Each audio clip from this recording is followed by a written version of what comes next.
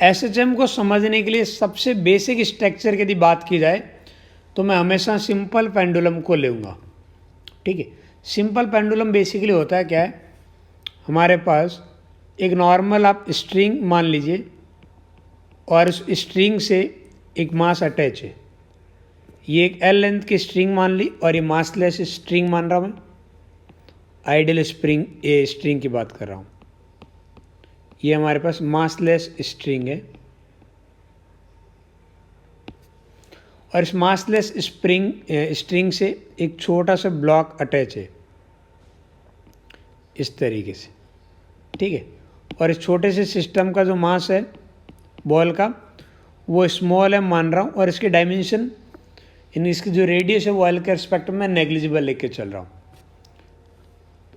और इसका एक एंड यहाँ पे आपने फिक्स कर रखा है।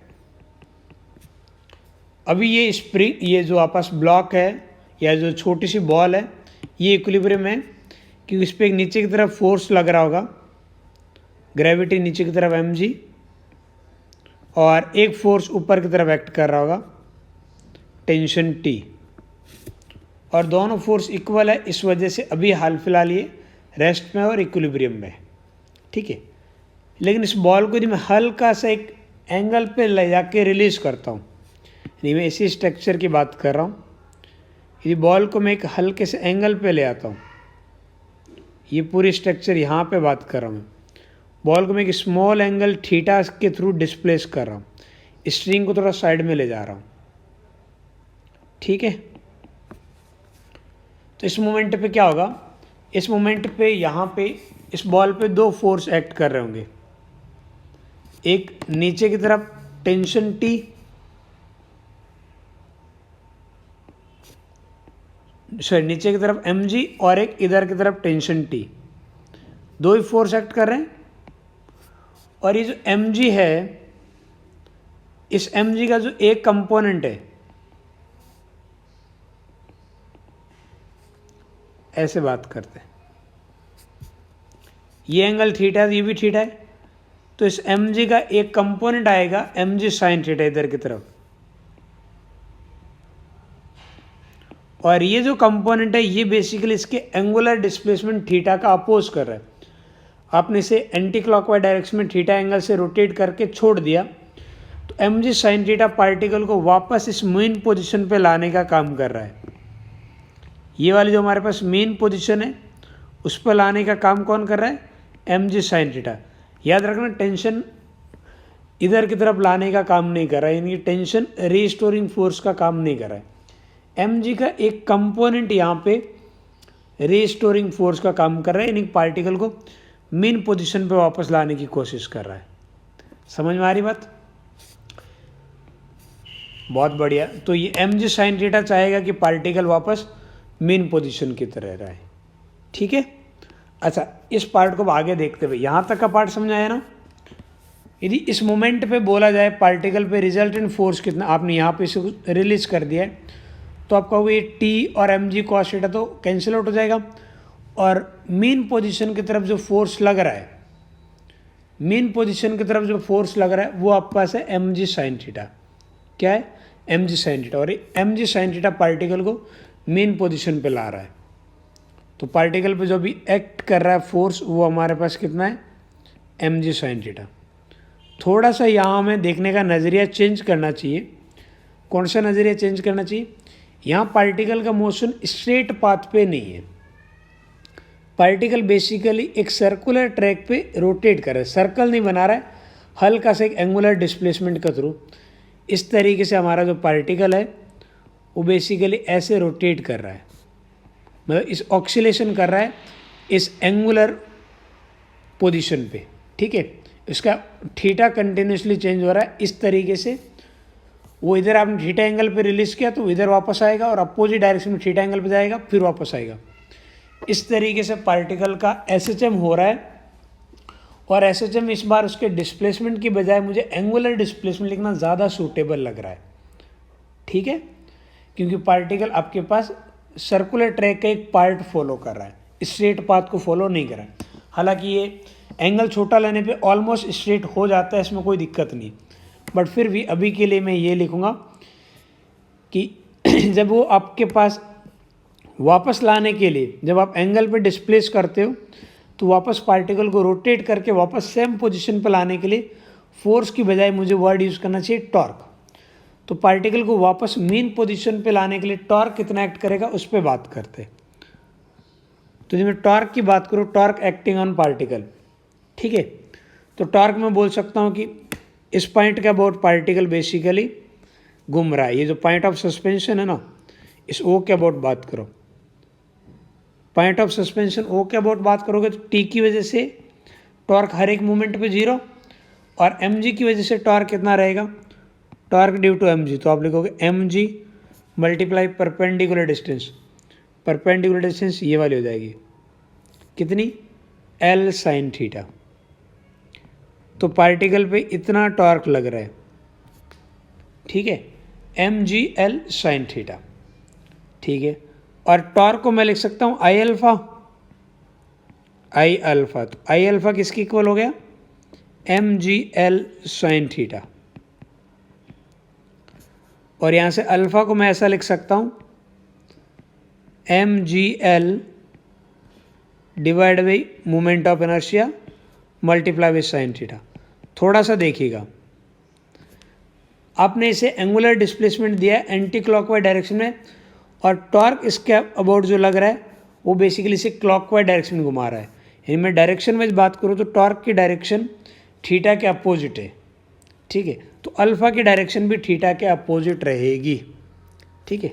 यहाँ पे मैं एक छोटा सा एजम्पशन ले रहा हूँ, यदि मैं ये मान के चलूँ for angle theta to be very small, यदि थीटा हमारे पास बहुत ही छोटा है तो उस केस में आप क्या लिख सकते हो, उस केस में अल्फ़ा को लिख सकता हूँ, थीटा छोटा होने पे आपके पास साइन थीटा थीटा की इक्वल आ जाता है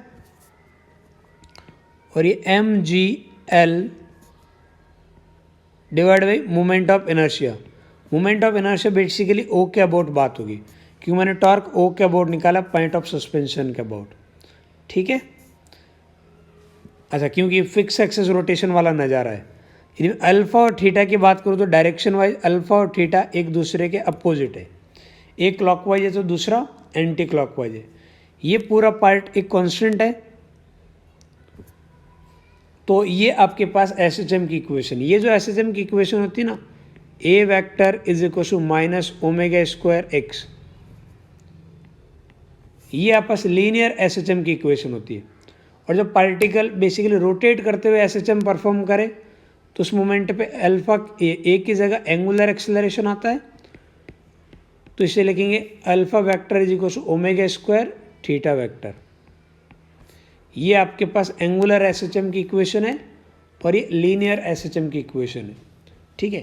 यहाँ वाले केस में थीटा बहुत स्मॉल होने पे ये वाला पाथ ऑलमोस्ट स्ट्रेट लाइन हो जाएगा, तो अब इसे लीनियर फॉर्मेट में भी करोगे तो भी कोई दिक्कत नहीं, आंसर भी वही आएगा, बिल्कुल भी कुछ चेंजेस नहीं आएगा, ठीक है। तो यहाँ से मैं ओमेगा को क्या लिख सकता हूँ, ओमेगा स्क्वायर हमारे पास आ रहा है M G L divide by moment of inertia about O, और ओ के अबाउट आपके पास मोमेंट ऑफ इनर्शिया कितना होगा, ये पॉइंट ऑब्जेक्ट है ना, पॉइंट ऑब्जेक्ट सर्कुलर ट्रैक पे जाता है तो मोमेंट ऑफ इनर्शिया होता है एम आर स्क्वायर, यानी कि एम एल स्क्वायर। एम से एम कैंसिल आउट हो जाएगा, एक एल से एल भी कैंसिल आउट, तो ओमेगा कितना बचेगा यहाँ पे, ओमेगा आ रहा है अंडर रूट जी अपॉन एल, और आप टाइम पीरियड कैपिटल टी क्या लिख सकते हो, 2 पाई अपॉन ओमेगा, तो ये आएगा 2 pi under root L upon G. कुछ याद आ रहा होगा, स्टार्टिंग के अंदर जो चैप्टर 1 पढ़ा था यूनिट एंड डायमेंशन, वहाँ पे एसएचएम के टाइम पीरियड का ये फार्मूला बार बार यूज़ किया होगा, यूनिट डायमेंशन एंड एरर वाले सेगमेंट में ये फार्मूला ऐसे डेराइव होता है। आप इसे एंगुलर के बजाय लीनियर फॉर्मेट में भी देखते तो भी कोई दिक्कत नहीं थी।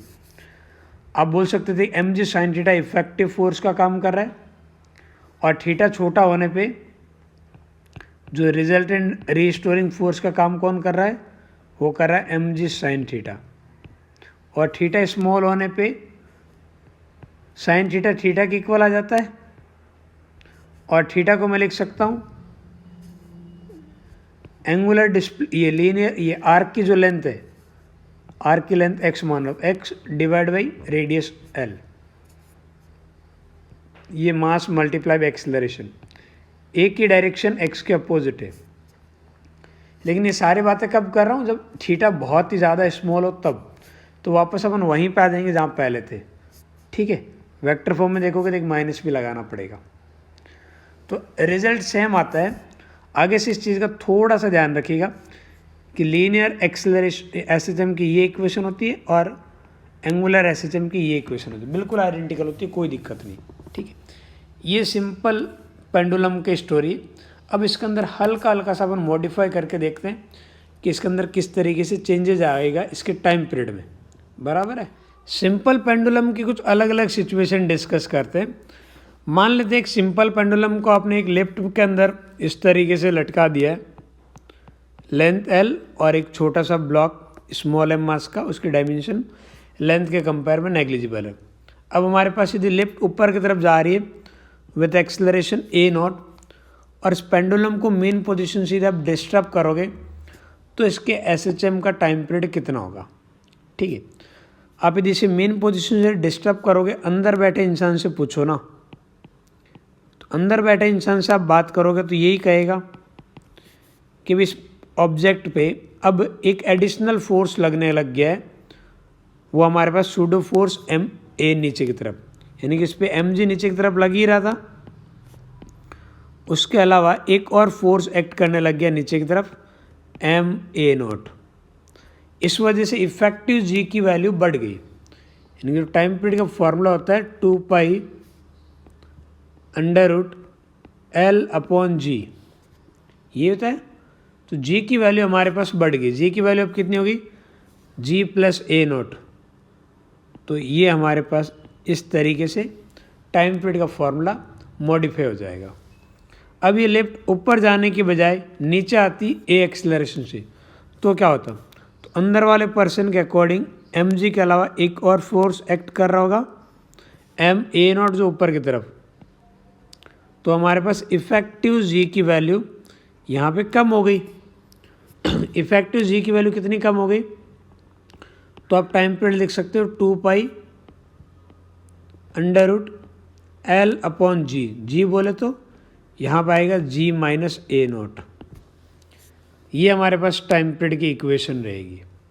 ठीक है, अच्छा इसको आप लिफ्ट में लटकाने के बजाय यदि कार के अंदर लटका दिया और कार इधर जा रही है विद एन एक्सेलरेशन A0, तो इस ऑब्जेक्ट पे अब जो फोर्स लगेंगे वो दो लगेंगे, एक नीचे की तरफ mg और दूसरा सूडो फोर्स इधर की तरफ, कितना MA0। बराबर है, इस वजह से ये यदि आप रिजल्टेंट फोर्स की बात करोगे तो इधर कहीं आएगा, यानी कि पार्टिकल की जो इक्विलिब्रियम वाली पोजीशन है या जो बोलो मेन पोजीशन है वो भी चेंज हो गई। इस मोमेंट पे पार्टिकल पे एक फोर्स इस तरीके से लगेगा mg और एक इधर की तरफ MA0, और ये रिजल्टेंट फोर्स की डायरेक्शन रहेगी। ठीक है, तो ये हमारे पास मेन पोजीशन है। अब पार्टिकल इस पोजीशन के अबाउट SHM परफॉर्म करेगा।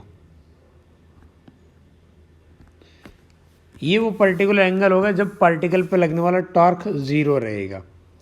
ठीक है, इस मोमेंट पे पार्टिकल पे लगने वाला टॉर्क क्या रहेगा, टॉर्क पार्टिकल पे 0 रहेगा। ठीक है, बहुत बढ़िया, इस मोमेंट पे लगने वाला पार्टिकल पे टॉर्क 0 रहेगा, बहुत बढ़िया बात है।